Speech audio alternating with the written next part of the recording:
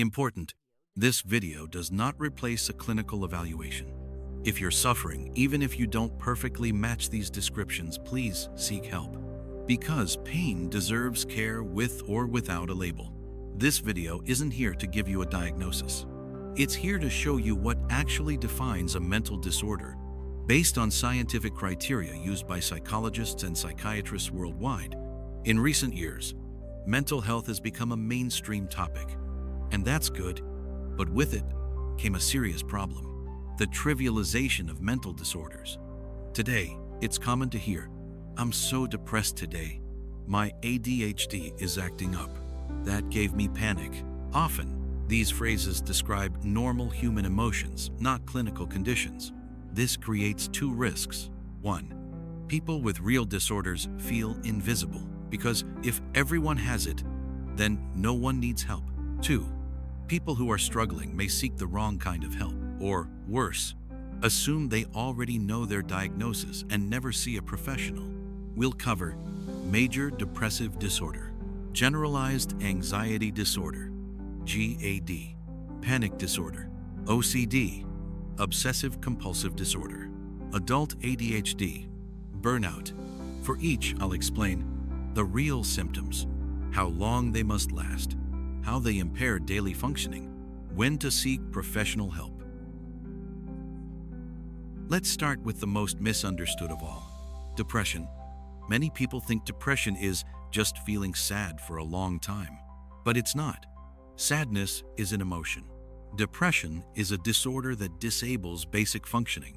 According to the DSM-5, major depressive episode requires at least 5 of these 9 symptoms, present nearly every day for at least 2 weeks, causing significant distress or impairment, depressed mood most of the day, markedly diminished interest or pleasure in almost all activities, significant weight loss, gain without dieting, or appetite change, insomnia or hypersomnia, sleeping too much, psychomotor agitation or retardation observable by others, fatigue or loss of energy, feelings of worthlessness or excessive guilt, diminished ability to think, concentrate, or decide, recurrent thoughts of death or suicidal ideation.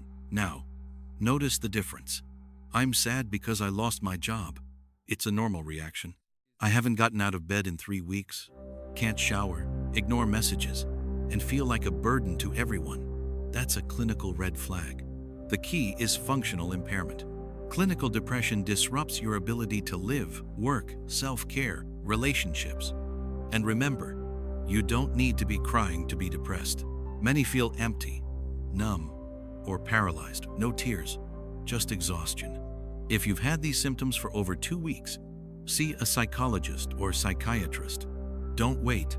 Depression is treatable but rarely goes away on its own. Worry is part of being human, but generalized anxiety disorder, GAD, is different.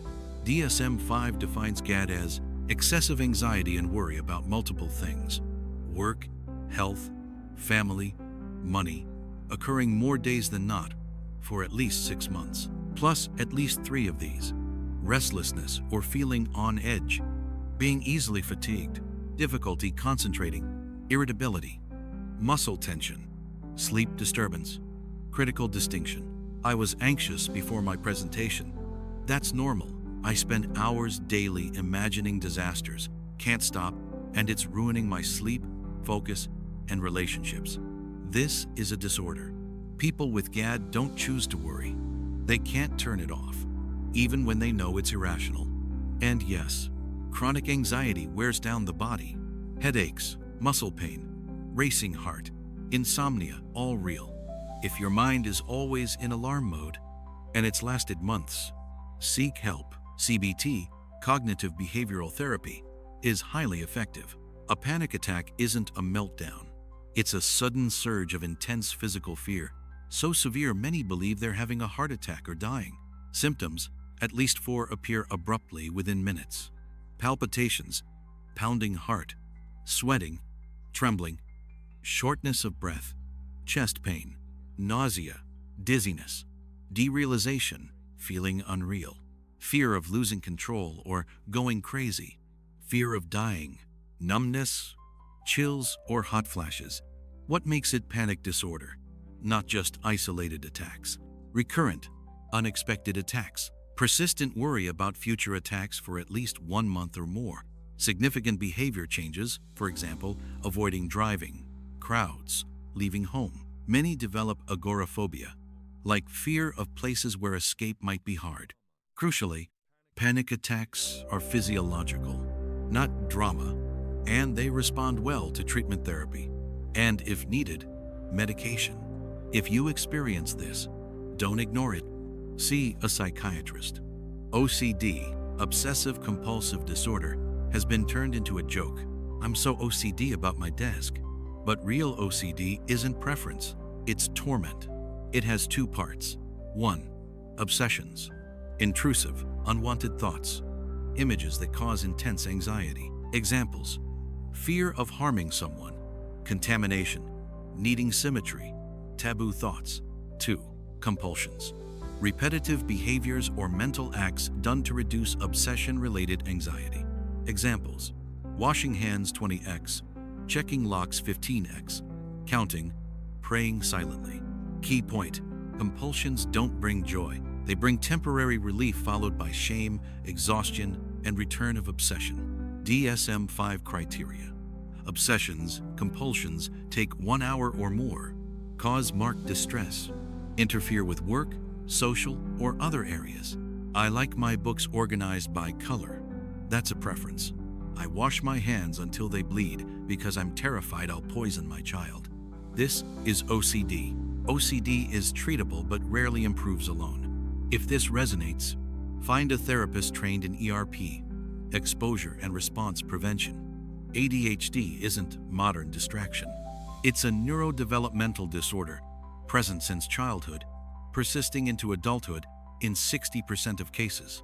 In adults, symptoms shift: inattention, difficulty sustaining focus on tasks, careless mistakes, seems not to listen, avoids mentally demanding tasks, loses keys, phone, documents, forgetful in daily activities, hyperactivity, impulsivity, often internalized, inner restlessness, talks excessively, can't wait turn, interrupts, impulsive decisions, spending, quitting jobs, relationships. Diagnosis requires: symptoms present before age 12, present in 2 or more settings, work, home, social, cause clear functional impairment. I couldn't focus today because of stress. Is normal? Since childhood, I've struggled to organize tasks, meet deadlines, and it's cost me jobs and relationships. Is a ADHD signal? Adult ADHD is underdiagnosed, especially in women. If you suspect it, see a psychiatrist experienced in adult ADHD. Burnout is not a mental disorder in the DSM-5. It's an occupational phenomenon, recognized by the WHO, caused by chronic workplace stress that hasn't been managed. 3 core dimensions: energy depletion or exhaustion, increased mental distance from work, cynicism, negativity, reduced professional efficacy, feeling incompetent, unproductive. Key difference: burnout is tied specifically to work. Depression affects all life domains. But warning, untreated burnout can trigger depression. Red flags: dread waking up on work days, complete indifference to work you once cared about, constant errors due to mental fatigue, social withdrawal from exhaustion. Solution: workplace changes, boundaries, workload, support, not just self-care. If it doesn't improve, seek psychological support. Psychological suffering is not weakness.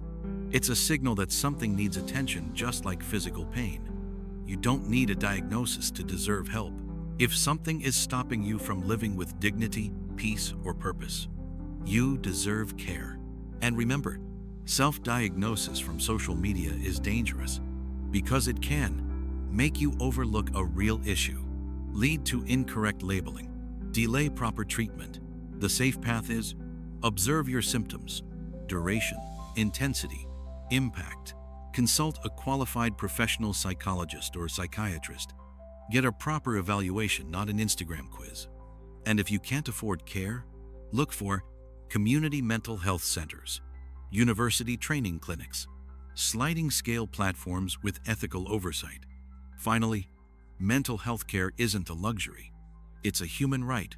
And asking for help isn't a sign you've broken, it's a sign you still want to live with more clarity, peace, and strength.